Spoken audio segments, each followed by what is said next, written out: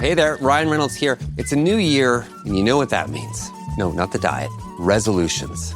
A way for us all to try and do a little bit better than we did last year. And my resolution, unlike big wireless, is to not be a raging and raise the price of wireless on you every chance I get. Give it a try at mintmobile.com/switch. $45 upfront payment required, equivalent to $15 per month. New customers on first 3-month plan only. Taxes and fees extra. Speed slower above 40 gigabytes on unlimited. See mintmobile.com for details.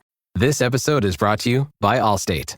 Some people just know they could save hundreds on car insurance by checking Allstate first. Like you know to check the date of the big game first before you accidentally buy tickets on your 20th wedding anniversary and have to spend the next 20 years of your marriage making up for it. Yeah, checking first is smart. So check Allstate first for a quote that could save you hundreds. You're in good hands with Allstate. Savings vary. Terms apply. Allstate Fire and Casualty Insurance Company and Affiliates. Northbrook, Illinois. This episode is brought to you by Intuit TurboTax. Didn't file with TurboTax last year? That's in the past. Now, Taxes is getting the TurboTax app and filing your own taxes for free if you didn't file with them last year. File by February 18th. All tax forms, all 100% free. Now, this is Taxes. Intuit TurboTax. New filers and filers who didn't use TurboTax last year only must start and file your own taxes in-app by February 18th. Excludes TurboTax Live. Full terms at TurboTax.com. When it comes to towing, seeing is believing. That's why Chevy Truck's advanced camera technology offers up to 8 available cameras for 14 unique views, so you can focus on the view that really matters. Chevrolet, together let's drive. Learn more about Chevy Trucks at Chevy.com. Safety or driver assistance features are no substitute for the driver's responsibility to operate the vehicle in a safe manner. Read the vehicle owner's manual for important feature limitations and information. Hey, Chicago. What do you say? Cubs gonna win today.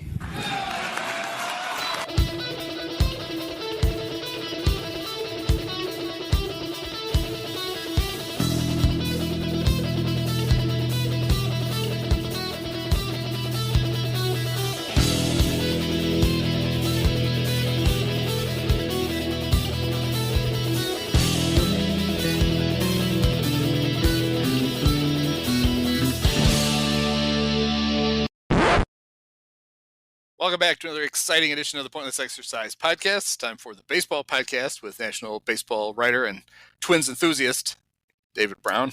David, how are you? I don't know how enthusiasm that I am, but yeah, I'm doing great, Andy. We're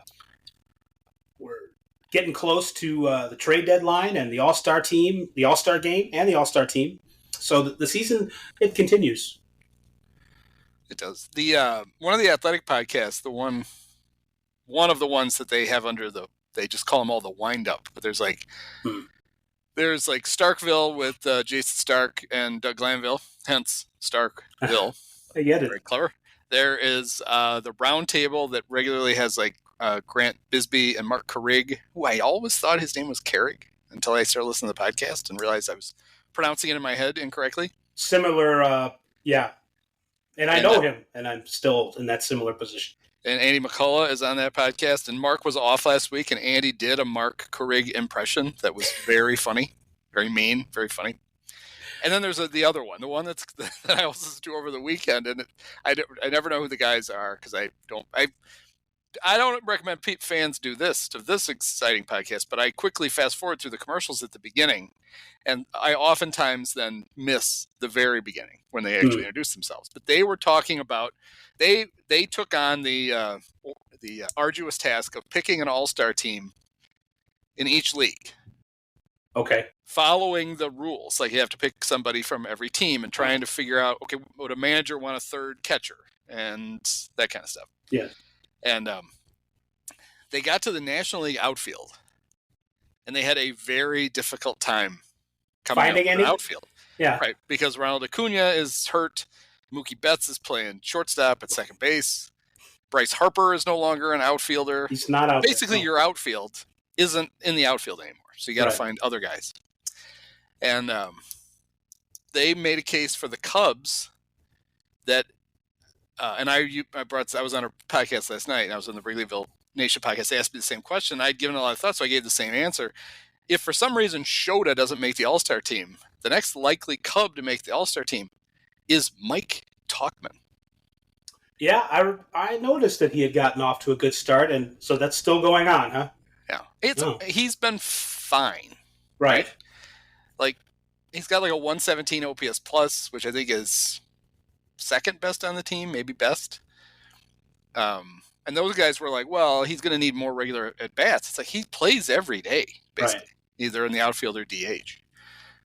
It says a lot about why the Cubs are 2 games under 500. I think if you're making a legitimate All-Star case that their best guy might be Mike Tauchman, things have gone poorly. I did see. I want to say it was a fantasy writer, maybe Scott Pianowski, talking about how there just aren't that many good hitters, and it's the hitting environment is like that of 1968 or 1989. And if you're a nerd or old enough, you remember that those are very dead years for offense. Yeah, and so they're just, in general, just aren't that many guys. The great players are cleaning up, but there aren't that many great players. So do you think that they'll lower the mound again? Maybe have them pitch out of a hole instead of on top of a mound. Go softball, go flat ground. All you'll see is like the bill of the hat and the top, and then the ball just comes out of this hole.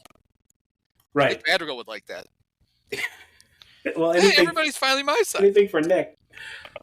I wouldn't. I mean, they keep messing with the ball. I think it's the ball. Yeah. And they have different balls, and some of the balls are dead, and I think they need to inject something in the balls. They still got, well, who doesn't like to have something injected in the balls?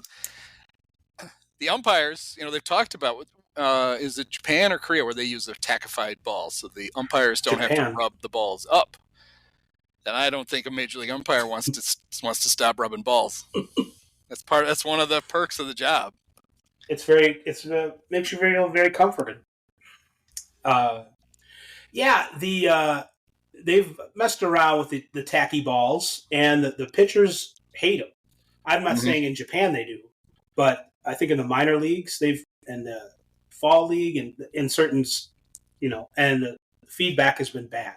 So I don't know if that's because they tried to just steal the idea from Japan and not the actual ball, or what. Yeah. So, and aren't the Japanese balls a little bigger? I was going to say smaller. Smaller? Okay. I know that you very well could be right. I think because when pitchers come over or go over there, they not only have to get used to the ball feeling different, but it's literally sized slightly differently. Yeah. I'm not sure if it's bigger or smaller. I would say that the answer to the bringing offense back, the Cubs have unearthed it. Dansby Swanson figured it out. Mm-hmm. Just bat with your pants pulled down.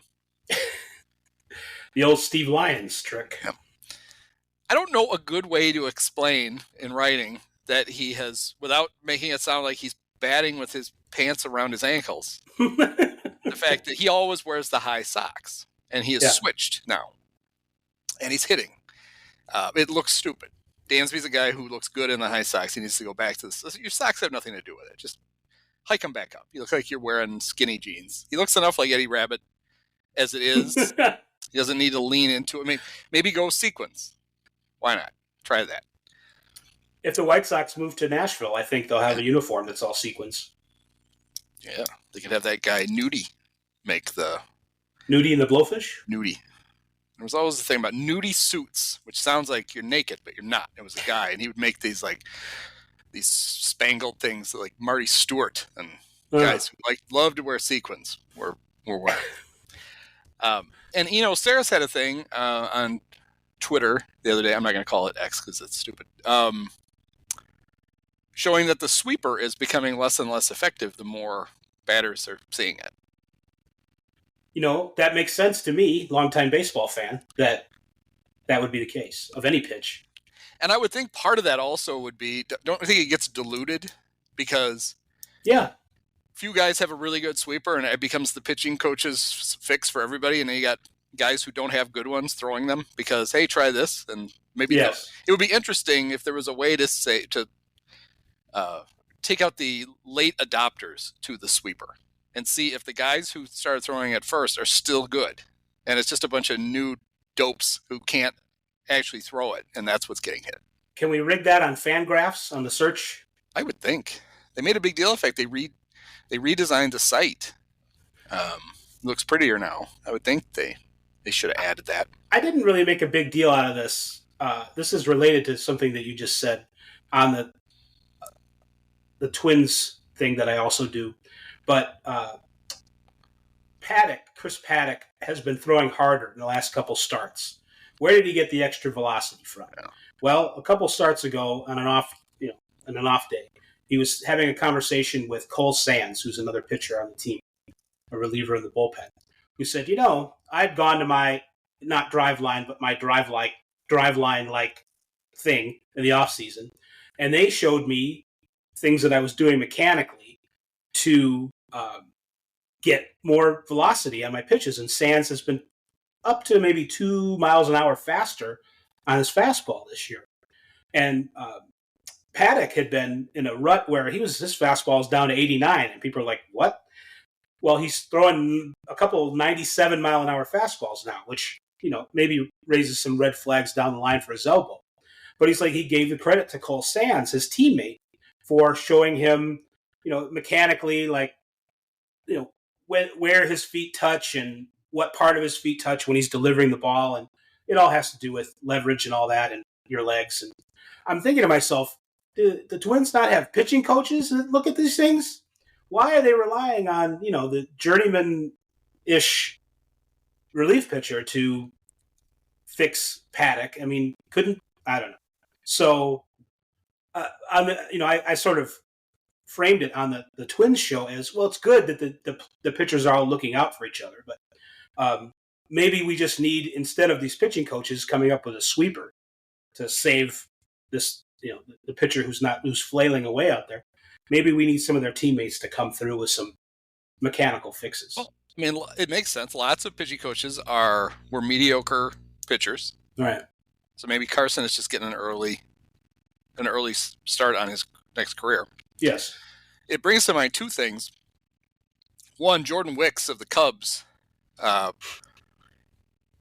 been routinely throwing his fastball 91, 92, and then he had a start where he was throwing 94, 95, and the guys on Marquee were super impressed, making a big deal out of it.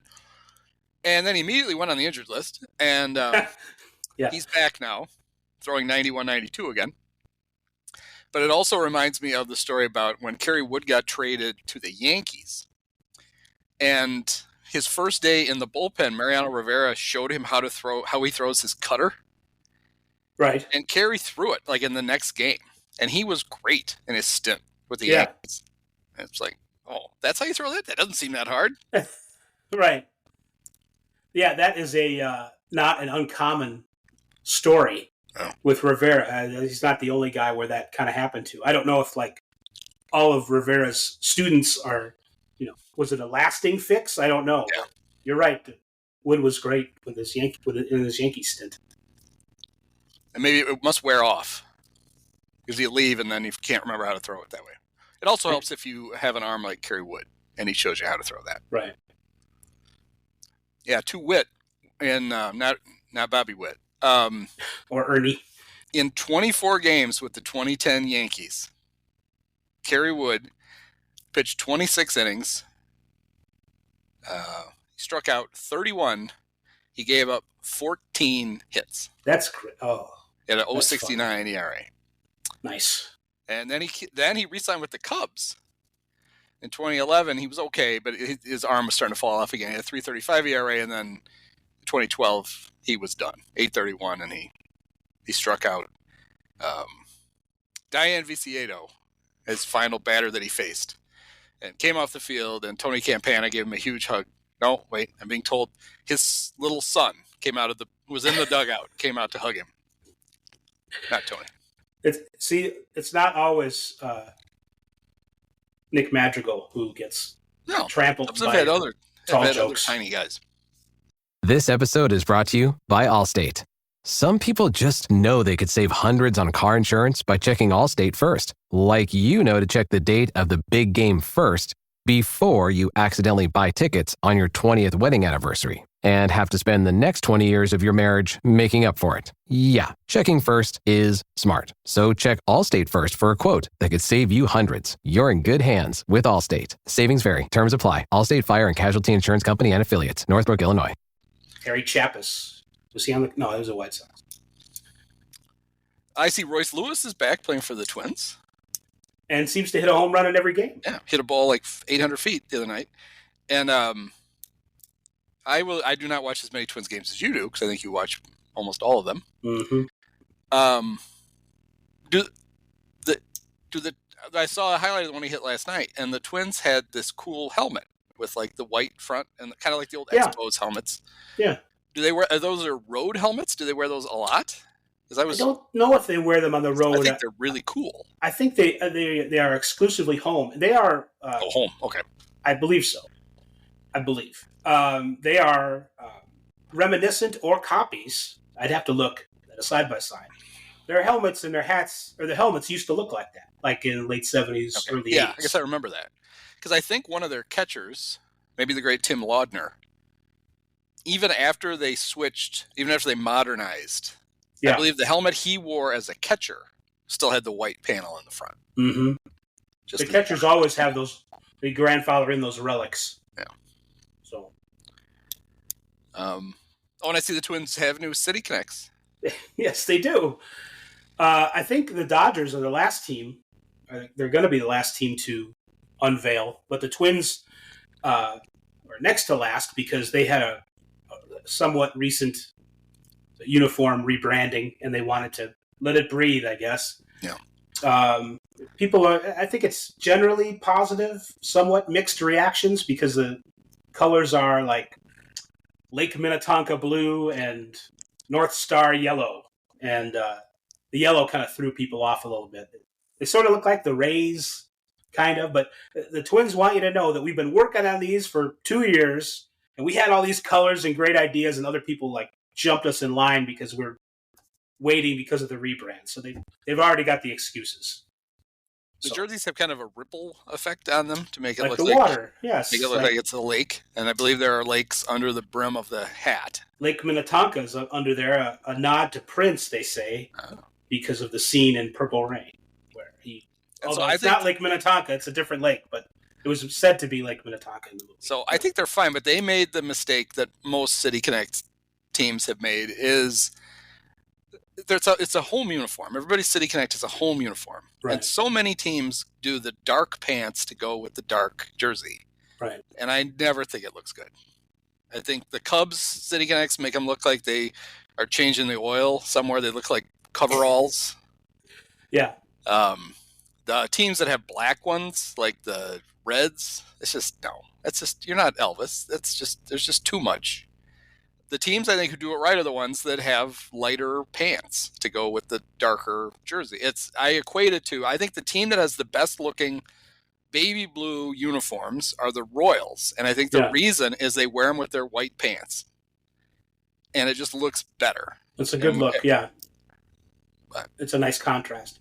I saw one criticism kind of on the note you're talking of the Twins uniforms, that the ripple effect in the jerseys is not in the pants. The pants are more solid. And they're like, it would have been better if we had ripples in the pants. Yeah. So not exactly what you're saying, but maybe it would have been a better aesthetic that way.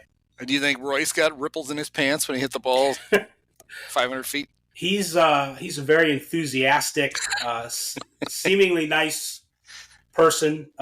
He's definitely believes in God, but he's nice enough about it.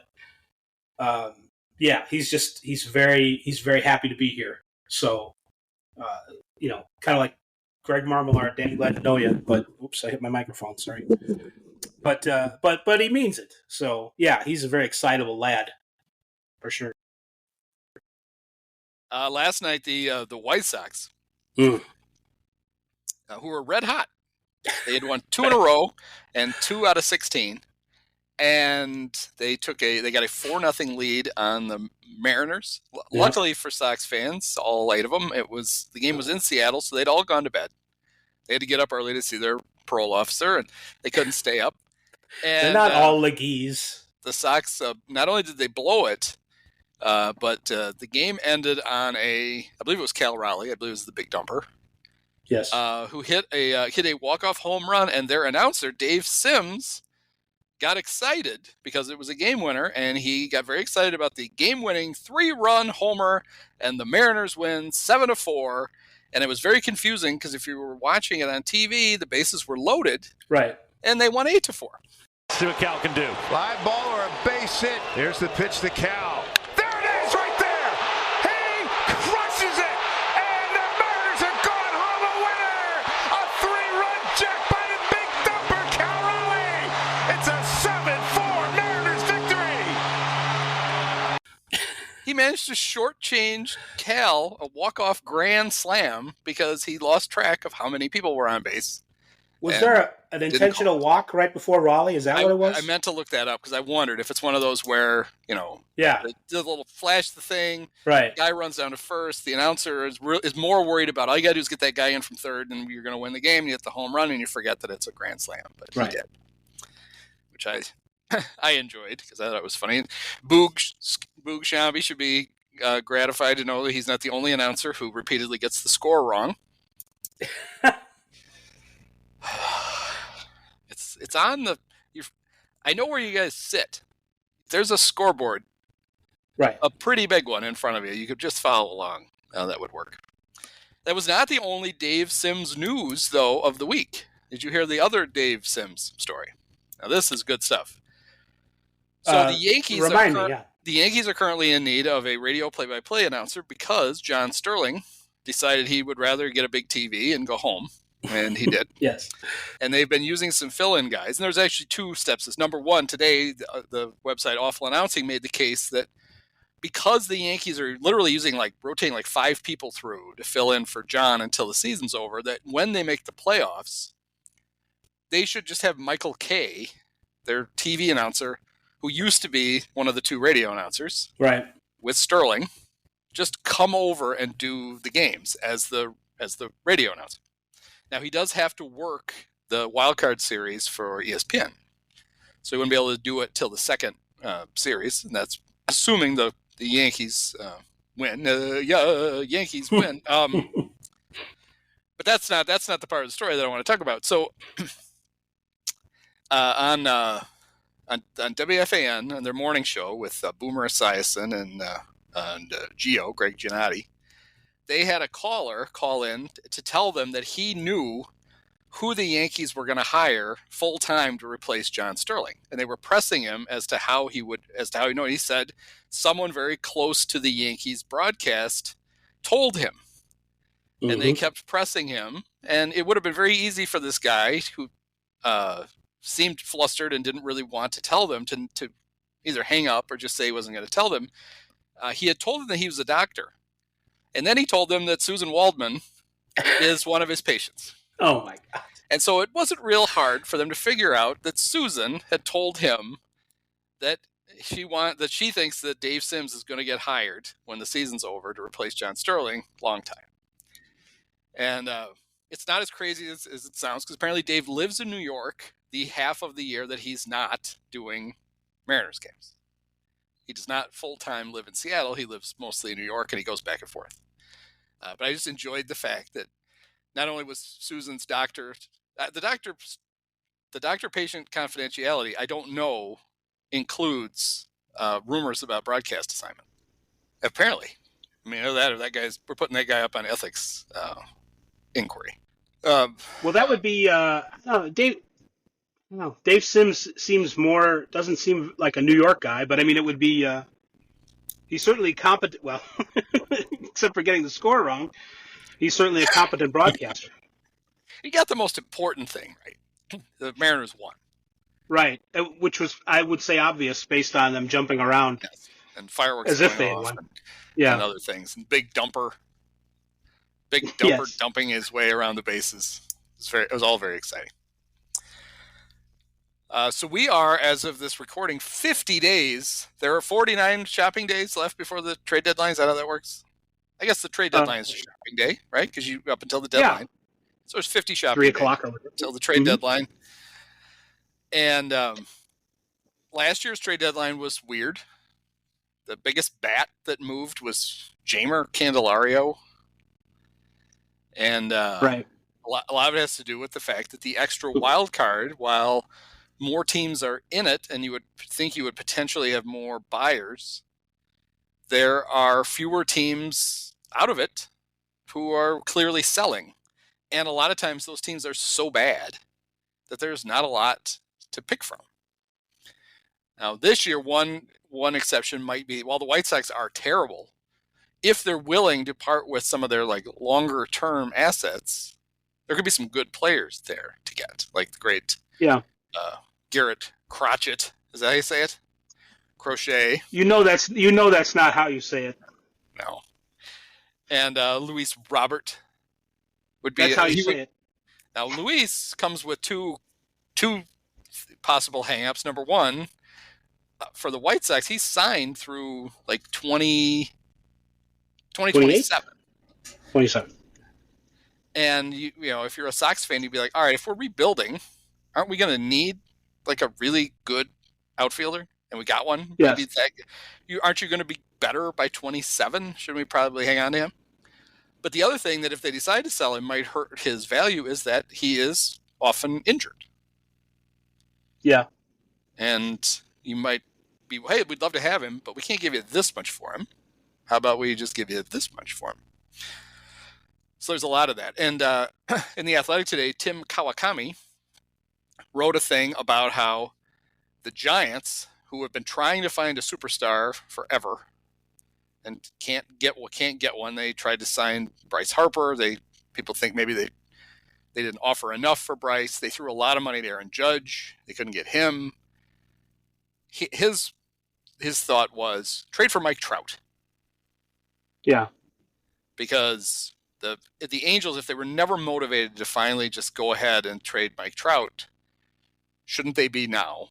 And he talks about all the things you should talk about. The fact that Trout has a no trade, doesn't have to go anywhere. He is signed through 2030 at $31 million a year.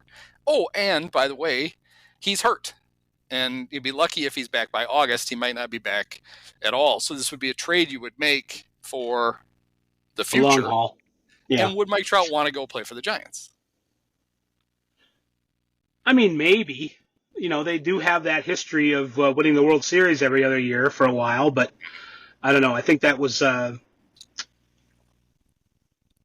don't know if you can recreate that. You know, the Giants they don't have everything going for them like the Dodgers do, where you can get that kind of recurring thing of being contenders. It's not, it isn't quite the same thing. I still think San Francisco's a lovely town. But, you know, some people have a different opinion of it. I don't know. This smacks of just a writer making something up to say something. You know, I think the Angels still are very unsettled about their ballpark.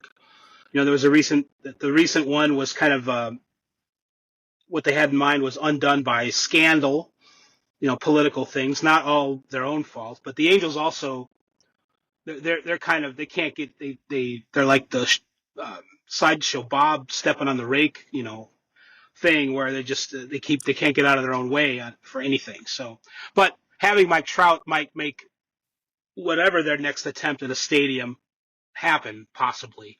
And not having him, you know, they haven't really shown an ability to do anything else except Mike Trout and before that Ohtani. So,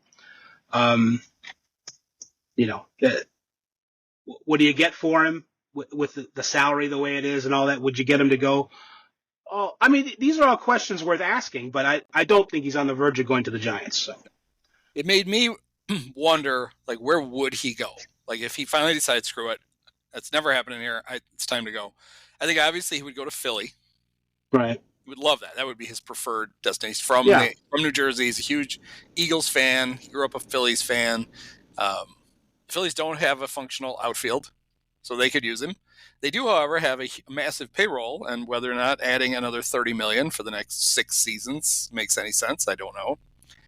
I wondered about it. Just as a Cub fan, it made me wonder. Not that the Cubs would do this; they wouldn't. They'd pass out at the mere thought of his contract. But are they an attractive destination? If somebody said, "Mike, hey, how'd you like to go play for the Cubs?"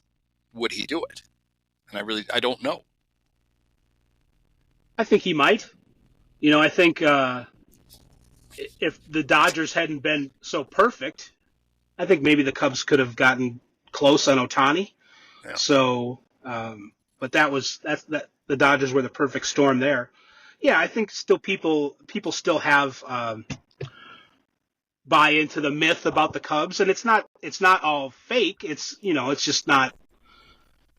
There's a certain juice playing for the Cubs. It's different. It's historic. It's they're kind of competitive. So they had recently won the World Series, so it's not impossible anymore.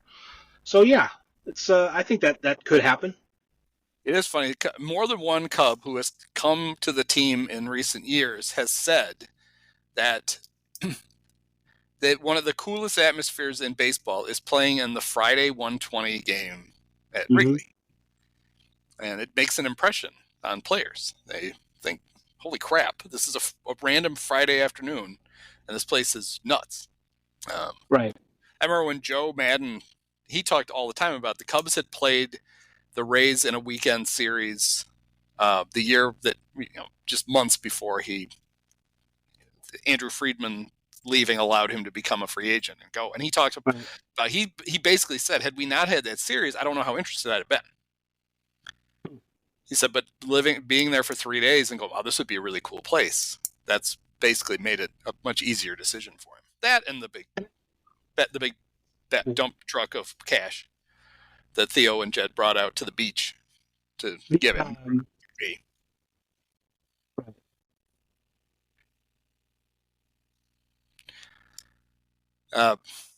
So I can't imagine this is the trade deadline that Mike Trout gets traded, considering he's, it's kind of the old, I made this joke before, but like Grant Hill, if the player comes to the press conference on crutches, you probably shouldn't let him sign the contract. If Trout comes in, I can just imagine he'd be like one of those little scooters where you just put your knee on it and you kind of push yourself around. It's like, okay, no, Mike, why don't we try this again in the offseason? Let's wait. Really, sorry, we're gonna hold off. But there are other. It also reminds me of FDR. It reminds me of FDR. He's got like an Afghan on his lap, and he's just kind of like right fluttering around. No, I can walk. I'm just resting. Like, okay, sure. Yeah, FDR, they had to slap the braces on him and stick him behind the podium, and then usher the media in. And they've somehow never figured out that, have we ever seen Franklin actually walk? No, I'm sure it's fine. He's either propped up at the back of a train car, or he's at the lectern, or he's seated. But we never actually see him walk. Maybe that's what's going on with Trout too. But there are other players who are expected to be traded. The one that seems most likely, although the Mets are have at least leaked that they will try to reacquire him, is Pete Alonso. They're going nowhere. They can get some players back, but I think teams have learned that it becomes really hard after you trade the guy to go re-sign the guy. Right. Well, and the Mets, they seem to be in a. I mean, maybe it's just because of recent events, but it seems like Steve Cohen is less willing to spend than he was a couple of spending periods ago. It just something stopping him. I don't know. And Alonso's kind of like Canerco a little bit. I think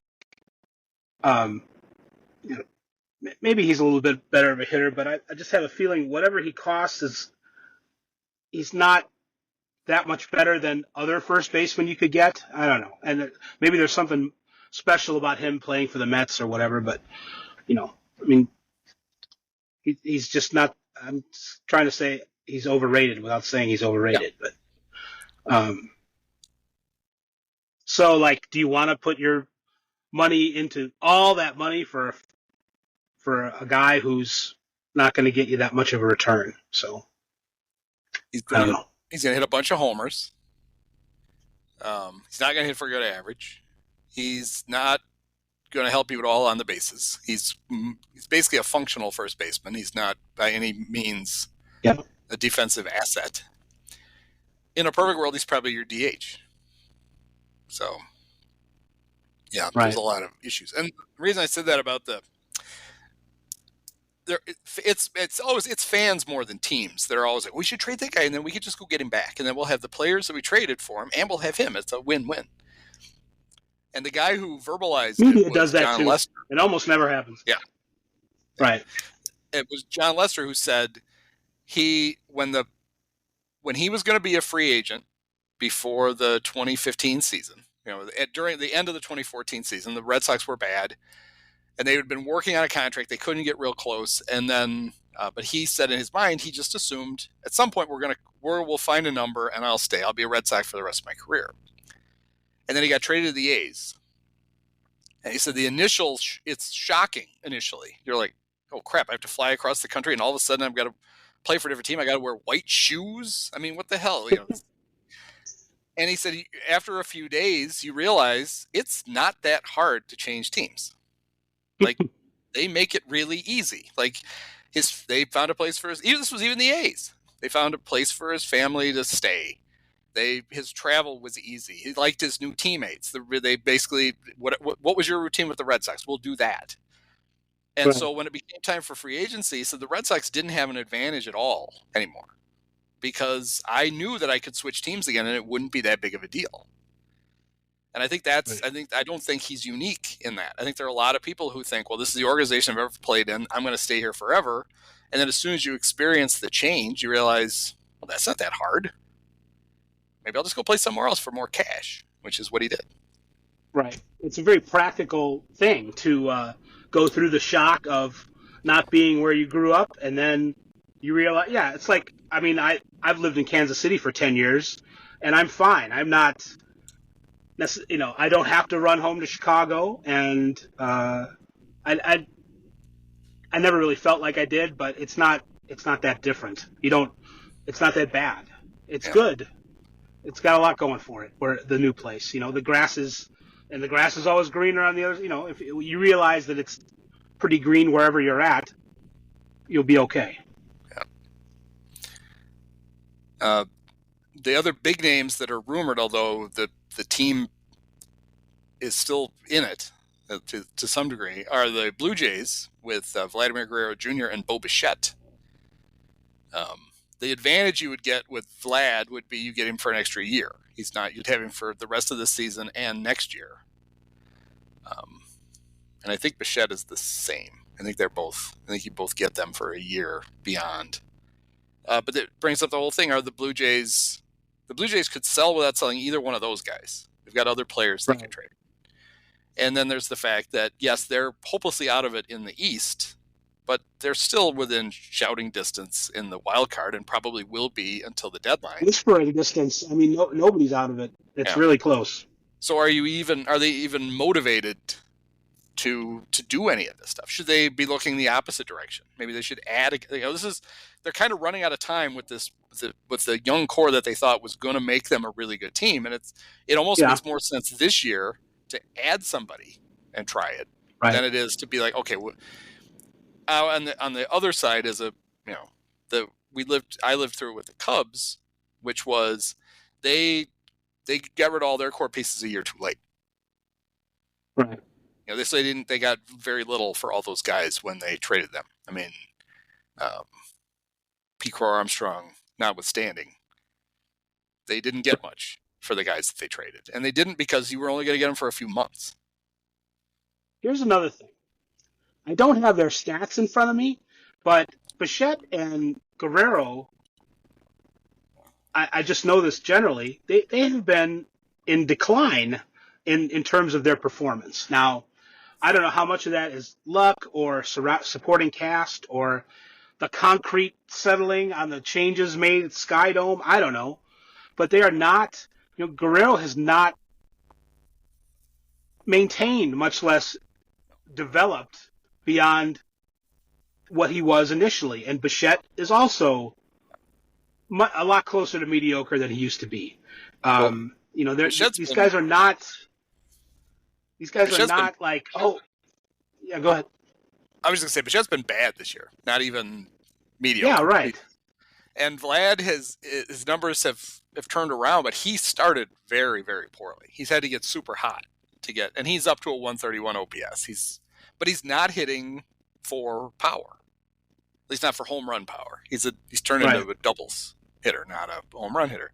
Guy who had 48 home runs in 2021, hit 32 in 22, hit 26 in 23, and he's on pace to hit about 20 this year. Right. That trend is not going in the right direction.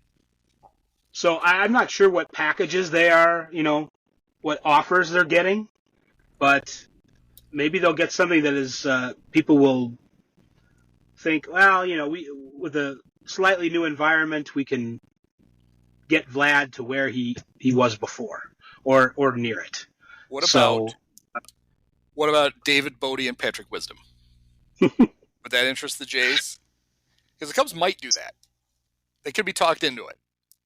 Maybe. I think you put those guys in your lineup, and you're definitely no, that's not going to do anything. I'm sorry.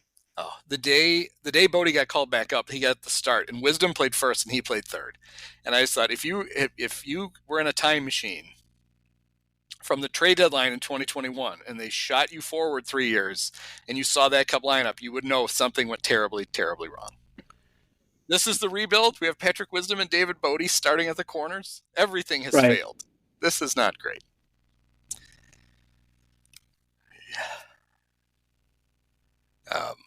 But yeah, you're right. And it becomes the problem when you try to figure out who's going to be available. It's like, what teams are really out of it? The White Sox clearly are out of it. The A's are out of it, and they've got some big pieces. But it doesn't sound. Oh, they're the A's. Who knows what they'll do? But it doesn't sound like they're going to move Mason Miller, and they shouldn't. He's like in his second year. You're supposedly moving to Vegas at some point, right? You'd like to have somebody people have heard of. Except for 10% of the time, apparently. Yeah. They don't want to play. They want to set aside 10% of the games to Barnstorm or something. Yeah. I don't know. That thing gets weirder and dumber all the time. I would get if you're if you live in Sacramento, if I were you, I would be prepared for a decade of the A's. Right. Where the hell are they ever? The Vegas thing that looks like it's never really going to happen. But they've got guys like Brett Rooker, is a pretty nice player. Mm-hmm. Funny guy. Good personality. Good clubhouse guy. The Cubs apparently asked them about Shea Langoliers. I think mostly because Pat Hughes would love to have Shea Langoliers on the team. He'd eat that up. Yeah, well, he would never stop saying it. They said he was not available. Shea hitting 199. No. With he has 12 homers. He's slugging. But he was not available, at least not for what the Cubs were trying to give. And they have other catching prospects too, so I don't know how they're doing, but they have some guys. Yeah, supposedly the Cubs have kicked the tires on Danny Jansen of the Blue Jays. And I said it right the other day. Elias Diaz? It's not Elias. It's right. Yeah. Of the Rockies. And so Jed had been out calling around with, even though the Cubs catching is in dire straits. He didn't seem that motivated. He might be more motivated now because the Phillies, an actual good team, one of the best teams, is going to be without their all-star catcher, JT Realmuto, for the foreseeable future. He's got the bum meniscus. And, if you were going to ask me who was more likely to get a trade done for a really good catcher, Jed Hoyer or Dave Dombrowski, I don't think there's much of a contest there. So that's kind of bad news for the Cubs if you thought they were serious about improving their catch. Although I will say that the bar for their catching is so low that pretty much anyone you acquire will be an improvement. Just not the Martin Maldonado. Yeah, that's exactly right. That's the one guy that you can pick up that will actually make things worse. Oh, that brings up a good point. Who's worse, Martin Maldonado or Yan Gomes? Well, actually, I do know. I can't imagine anybody's worse than Martin. I think he has 7 hits. Yeah, Yan has 13. And Yan is not Yan has become the backup to Miguel Amaya. Yeah. So but Yan is slashing 155, 182, 250 Ooh. for a 432 OPS. His OPS plus is 22. And I'm going to guess Martin, who plays more, is less than that. 9. It's 9, I bet. It is. Oh, shit. You are off by 41. And not It's in the direction. 32? Negative 32. Martin Maldonado on the season is 7 for 99. That is an 071 batting average. He has struck out 39 times in those 99 at-bats. He's walked 6 times. He has a 124 on-base percentage, a 111 slugging. And his OPS plus Bo will not pinch hit for him. He just won't. Is minus 32. Holy shit. That's impossible. So Martin That's like not that much worse than me. Martin has played 31 more games for the White Sox at 35 than he did for the Cubs in 2019 with 4. And he has 7 more hits for the White Sox than he had for the Cubs, he got 0 for the Cubs. His OPS plus for those 2019 Cubs actually worse. He was minus 54. It's 4 games. So that's not uncharted territory. What about Martin Maldonado for Nick Madrigal? What about that? I'd do it. Right. If I were the Cubs. But there's no way the Cubs would. That's their precious little Nick. So I don't know if you know this is going on with the Cubs, but the Cubs, I wonder, does Major League Baseball, if you call the league office, you're like, could you send somebody out to do a seminar on different topics? Do you think they have people that we could have like a PowerPoint and they can, maybe they could just do it on Zoom. They don't even have to fly out. I wondered if the Cubs could ask for one. How does the injured list work? And maybe do a little presentation for Jed and Carter and the training staff. So the Cubs have been for years now, going back to this. This really started under the Theo regime, where they were weird with the injured list, and guys were sitting on the bench with injuries, like, oh, we don't think he needs to go on the injured list. And then after like 10 days of not playing, they'd finally put him on the injured list. And then I wondered if in 2020, if Theo and Jed completely missed a memo that the injured list for position players had gone from 15 to 10, because they'd have guys missing like 8 games, and then they'd finally put them on the list. Like, that you didn't save yourself a week, right? You saved 2 days. Right. Well, it's happened several times over the last few years, and it's happening right now, where Nico Horner, Hunter Green hit him with a pitch, and he broke his hand. Nico broke his hand. Nico, with a broken hand, still not on the injured list, because the Cubs are like, well, it looks like it might be one that he could play with. It's like a broken hand. Why would you make him, and why would you want him to play with a broken hand? He heard it on the 5th. They pinch ran him on the 6th. Great. So now you can't even, it's retroactive to a day later if you decide you do want to put him on the injured list. I thought the idea with the shorter injured list was to make it easier for teams to take an ailing player, put him on the list, let him get healed up. You miss a third less time at the minimum than you used to. Less of a decision to make. And it seems to have the opposite effect on the Cubs, where now the injured list is so short, they're like, I think we can get away with this, right? The reason I thought of it when you said it is that now I wondered if this had happened, if they would have just said, well, let's just bring Nick Madrigal back. But Nick Madrigal, 2 days before in his first game in AAA, got hit with a pitch and broke his left hand. So they actually have a set now. They have a set of broken hands. They have a right and a left. And they can't get him. And they already brought Bodie up. So they're like, we'll play with 25 guys. What's Paul Noce doing? Yeah. Or Bobby, what grade school is Bobby Scales teaching at? He could probably it's summer. It's summertime. Call Bobby. He's available until, Right. August. Why not? I don't understand. I don't understand why some teams make it so hard. This doesn't seem like the minute that they said we broke his hand, it's like, okay, well, get me the paperwork. Let's fill it out. Is it maybe the paperwork is maybe it's there's a lot of it, and like I just don't want to fill that out. They're not the only team, but they're definitely a leader among the Mets are like this. Yeah. Teams that just they're stubborn or stupid or a combination. And it's you don't get is there a fee? Is there like does it cost like $20 to put a guy on the injured list? The Cubs are like, oh, come on, let's be smart about this. I've never asked that question. I don't know. Is there like a processing fee for the paperwork? And the Cubs are like, oh, no, come on. You know how close we are to the luxury tax? We can't be willy-nilly putting guys in the injured list. It's like, I don't think that counts. I'm not taking the chance. Another thing for the presentation, for the PowerPoint, would be the fees involved and do they apply to your luxury tax? Let's lay these out. Let's publish these. Yes. So there's no more question. It's very important. There's other news in Cubland. Their TV deal, the Cubs, in order to guarantee TV revenue, they started their own network. Really, it's the way to go. The Jason Marquis Network. The Jason Marquis Network.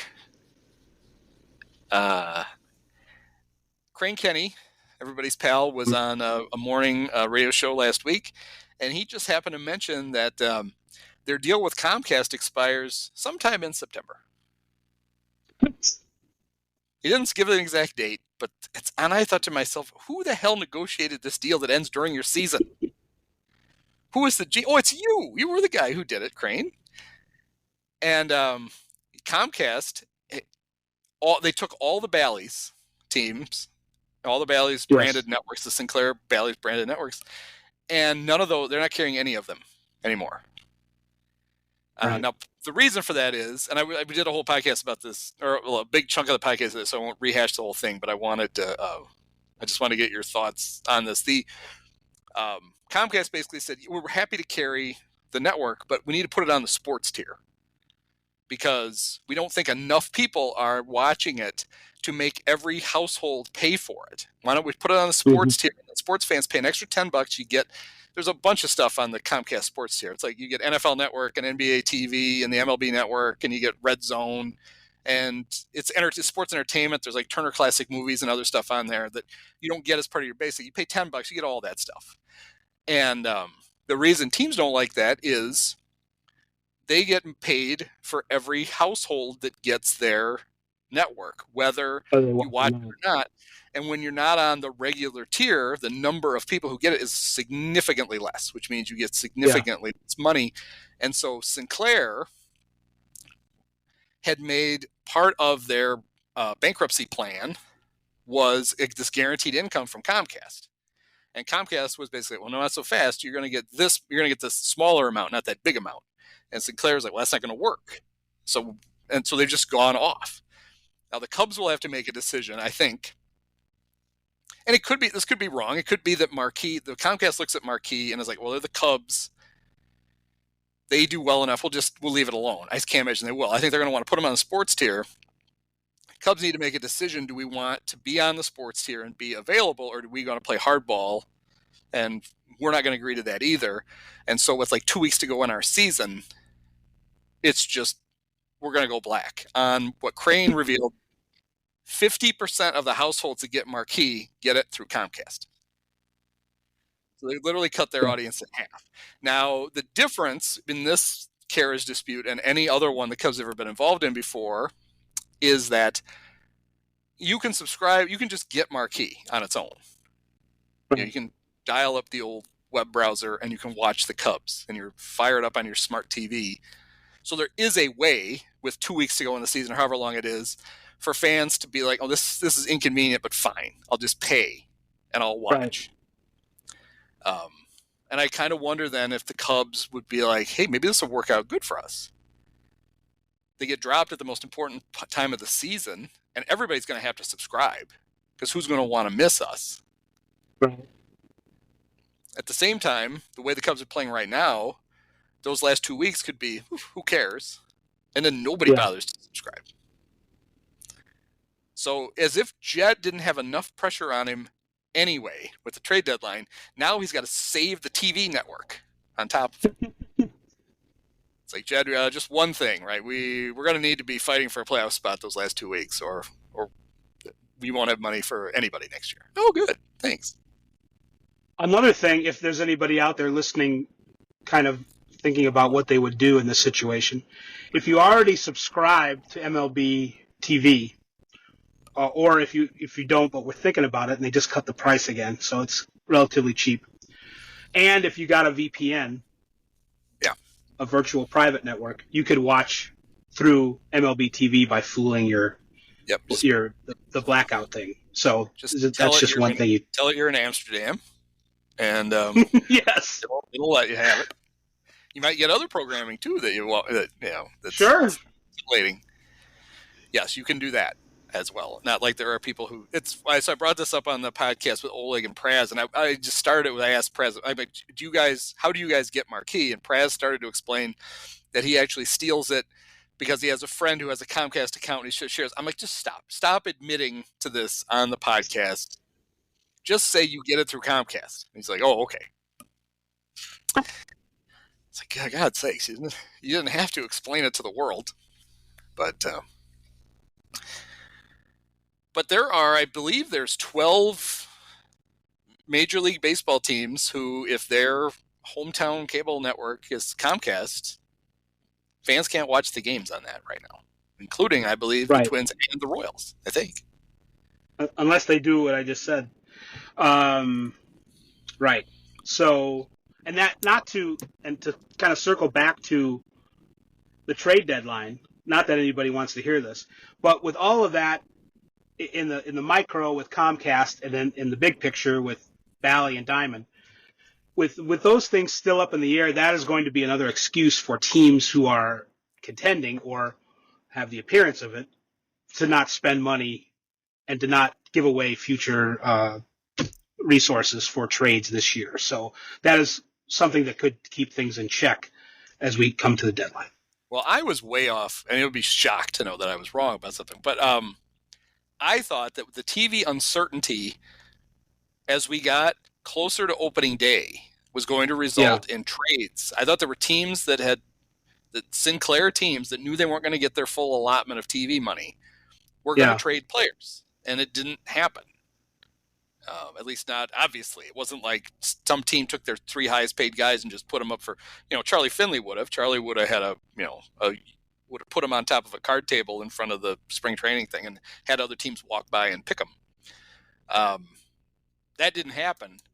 And I wonder, so I probably won't happen at the deadline, but that could, in a weird way, that could motivate some teams to move guys. To be like, we could save 2 months on this guy's salary. We're not getting our big TV. We're not getting the TV check that we thought we were going to get. We might as well do it.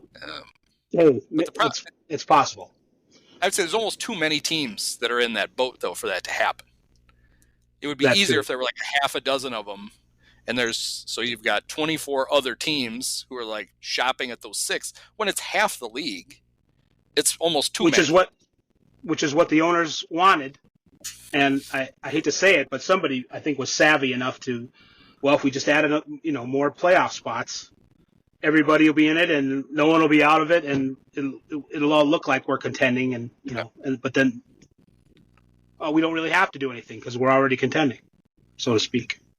Yeah, and that's how you end up with the teams that just gunning for 85 wins, because that's all you have to do.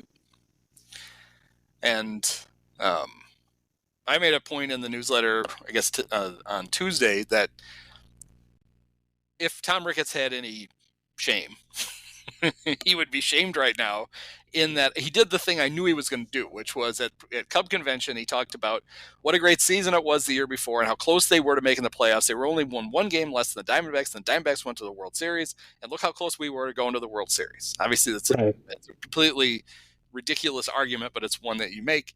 Well, now fast forward to the middle of June, the beginning of June, and your team is not playing well, but you're still in that position where, the National League will not let you fall out of the wild card race. It's just going to be impossible. You're going to be in it. So there you were saying all you had, we were so close to getting the playoffs, and anything can happen, and you could win the World Series. It makes it really hard then to look at your fans and say, well, we weren't going to add to this team. This team wasn't good enough. It's like, well, no, you basically said last winter that any team that's within sniffing distance of a playoff spot is good enough. It, has a chance, and you might as well go for it. Which is not really what they want to do. Which is, I'm not going to be the first or the last person to wonder, why do you own this? Why do you own these teams if the whole idea isn't just to try to win? Right. But I guess we know why. Because they're big cash cows. And I think fans think that these guys are complaining about, we're losing money, we're doing whatever. In reality, we know they're not. Right. Or if they lose it in the right way. They lose it so that it's, something that goes, it helps them in tax season. It does other things. Right. Yeah. It's kind of like, that was a Seinfeld, right? About, it was Kramer, and just write it off.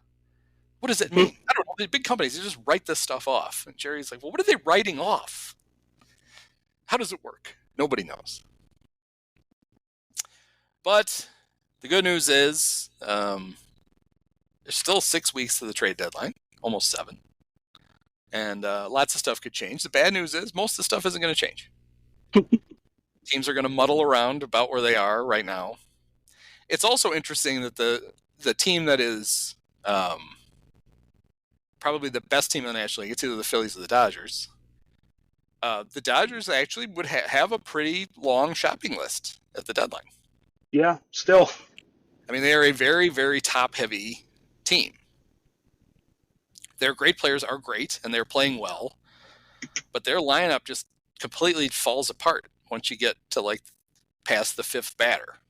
Right. And they do have to worry that would get exposed in a playoff series, and they don't want to go out in the first round again. So they're going to be noodling around, and to me, that's more bad news for the Cubs. If the Dodgers need to go shopping, they're going to pay what it takes to get players. They're going to drive prices up on you because they're willing to pay it, and if you're not comfortable, you're not going to get anybody.